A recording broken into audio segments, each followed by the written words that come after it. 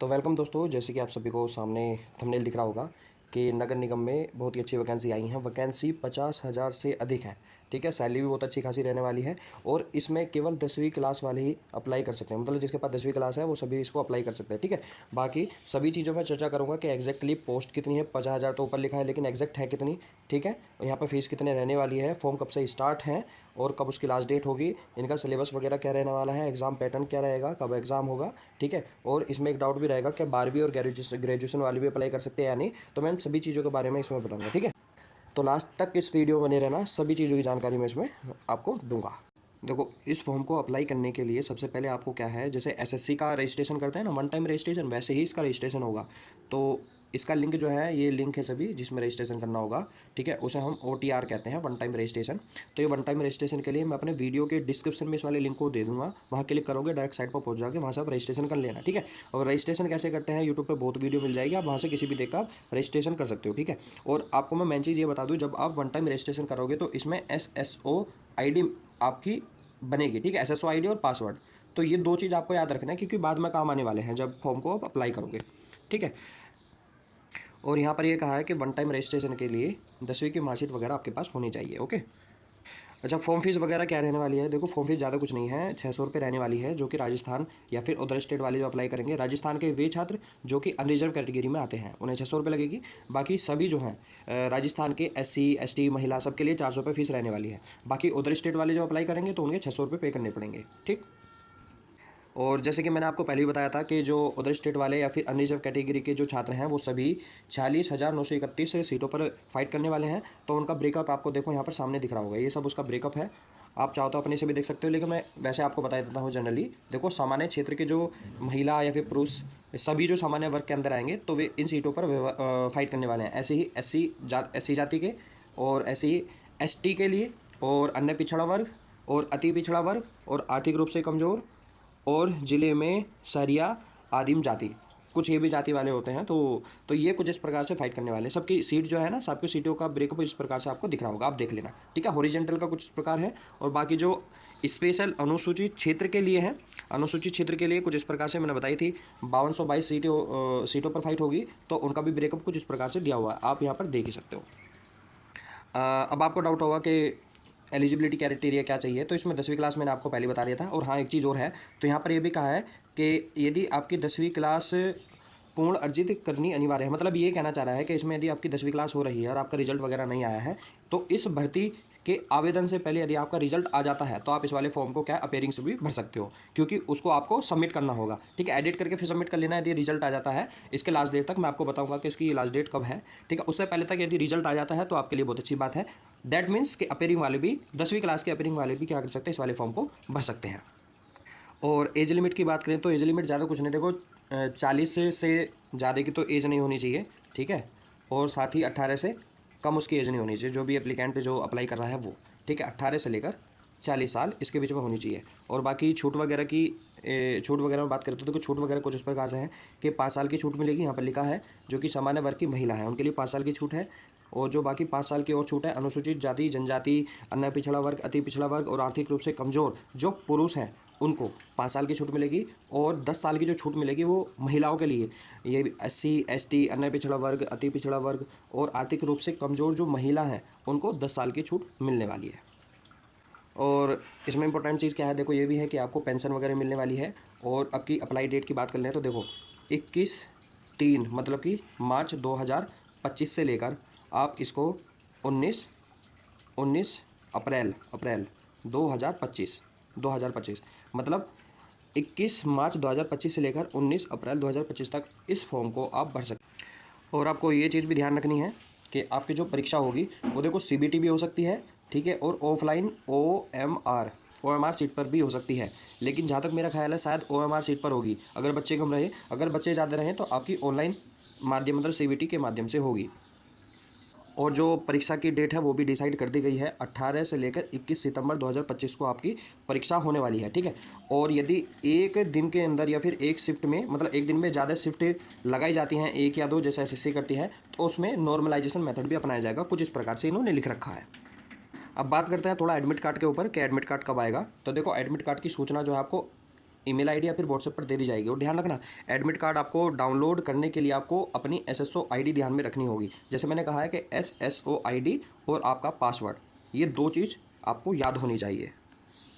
अब 2 मिनट ज़रा मेरी बातों को ध्यान से सुनो, क्योंकि फॉर्म भी रिजेक्ट हो सकता है यदि आप इन चीज़ों को ध्यान से नहीं सुनोगे या फिर इनको अप्लाई ना करोगे। तो जब आप देखो फॉर्म को अप्लाई करोगे तो आपको आपका ना फोटोग्राफ और जो सिग्नेचर हैं उनको अपलोड करने के जो निर्देश है कुछ इस प्रकार से आपको ध्यान रखना है। देखो, सबसे पहले तो फोटो ज़्यादा पुराना नहीं होना चाहिए, मतलब 1 महीने के अंदर खिंचा हुआ होना चाहिए आपका। और जो बैकग्राउंड है वो सफ़ेद कलर का हल्का रंग होना चाहिए, मतलब सफ़ेद का हो तो बहुत ही अच्छा, बेटर मतलब अच्छा होगा।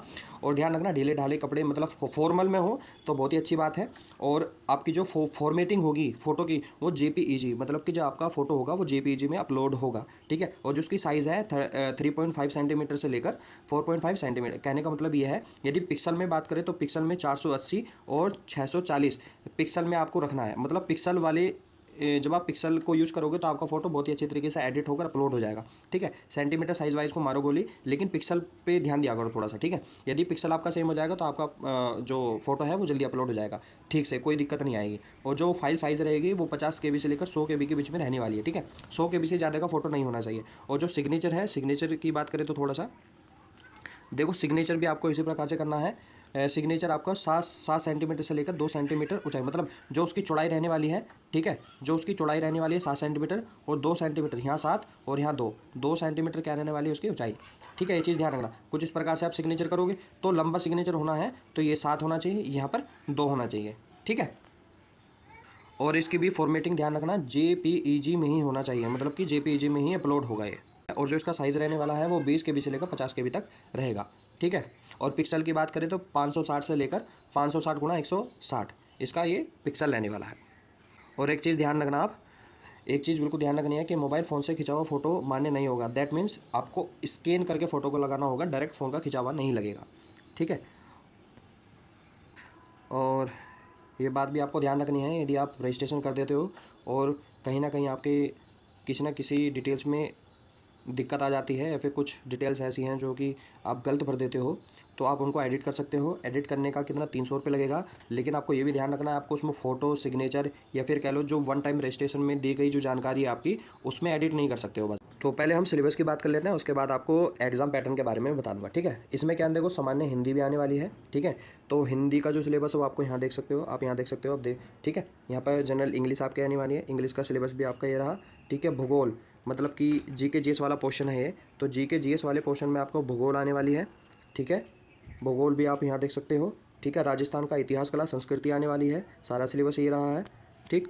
और भारतीय संविधान, मतलब संविधान वाला पोर्शन भी आने वाला है, ठीक है। कितने नंबर का रहेगा ये मैं अभी आपको बताऊँगा, ठीक है। सामान्य विज्ञान, मतलब कि सामान्य विज्ञान जनरल साइंस से भी आपके क्वेश्चन बनेंगे, ठीक। और समसामयिकी, मतलब कि करंट अफेयर्स से भी आपके क्वेश्चन बनेंगे, जैसे कि खेल, राजनीतिक, अर्थव्यवस्था, सामाजिक, भौगोलिक स्थिति, तो राष्ट्रीय खेल क्रम, सबसे क्वेश्चन बनने वाले हैं। और कंप्यूटर से भी आपके क्वेश्चन रहेंगे, ठीक है। कंप्यूटर मतलब सिलेबस के अंदर है आपका। और आपका मैथ, लास्ट मैथ, ठीक है, मैथ के भी क्वेश्चन आने वाले। अब ये कितने कितने नंबर के आने वाले हैं, ठीक है, थोड़ा इन पर चर्चा कर लेते हैं। कहने का मतलब ये है कि आपका एग्जाम पैटर्न क्या रहने वाला है, ठीक है। एग्जाम पैटर्न ये रहा, तो देखो यहाँ पर आपको दिख रहा होगा 2 घंटे आपको मिलेंगे जो हिंदी के, और 2 घंटे में आपको 120 क्वेश्चन करने होंगे, ठीक है। यहाँ पर लिखा भी है पर्सन कितने हैं, 120 है। इनके अंदर हिंदी के आपके 30 क्वेश्चन रहेंगे, ठीक। जो इंग्लिश अंग्रेजी के आपके 15 रहेंगे, ठीक।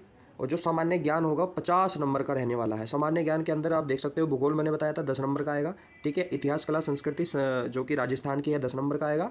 भारतीय संविधान भी 10 नंबर का आएगा। सामान्य विज्ञान 5 नंबर का आएगा। समसामयिकी, करंट अफेयर 10 नंबर का। बेसिक कंप्यूटर 5 नंबर का आएगा। और जो मैथ है आपका, मैथ आपका 25 नंबर का आने वाला है, ठीक है। अब आपको ये डाउट होगा कि सर नेगेटिव मार्किंग है या फिर एक क्वेश्चन का कितना नंबर है, तो ये सब भी बता दीजिए। तो हाँ, ये भी बता देता हूँ। तो देखो, टोटल जो मैक्सिमम 200 क्या रहेंगे मार्क्स आपके रहेंगे। नंबर ऑफ क्वेश्चन कितने रहेंगे, 120 आपके क्वेश्चन रहेंगे, ठीक है। 2 घंटे का आपका क्या रहेगा, ड्यूरेशन रहेगा, ठीक। और जो सभी क्वेश्चन आपको करने हैं, कोई भी क्वेश्चन नहीं छोड़ना है। क्यों नहीं छोड़ना है, क्योंकि मे भी शायद इनके क्वेश्चन में, राजस्थान के क्वेश्चन में 5 विकल्प होते हैं। जब आपको क्वेश्चन नहीं आ रहा है तो सबसे लास्ट वाले जो विकल्प है तो उस पर आपको गोला करना पड़ता है, यदि वो हमारी सीट पर आपका एग्जाम होता है तो। नेगेटिव मार्किंग की बात करें तो 1/3 की नेगेटिव मार्किंग है, ठीक है। मतलब कि 3 क्वेश्चन गलत होने पर एक क्वेश्चन भी सही होने वाले, जो सही क्वेश्चन आपका एक होगा वो भी गलत हो जाएगा, ठीक है।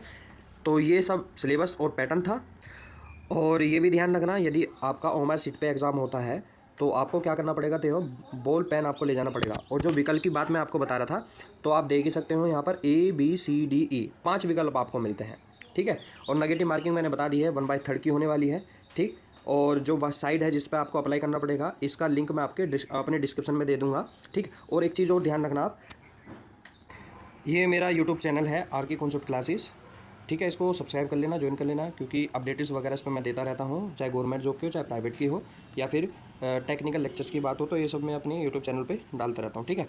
और जो PDF वगैरह है वो मैं अपने टेलीग्राम चैनल पर डालता हूँ, उसका भी नाम क्या है, RK कॉन्सेप्ट क्लासेस। आप इसको भी ज्वाइन कर लेना। इन दोनों का लिंक मैं किस में दे दूँगा, अपने डिस्क्रिप्शन में दे दूँगा। तो आज की इस वीडियो में इतना ही, फिर मिलते हैं एक नई वीडियो में, तब तक के लिए bye and thanks for watching.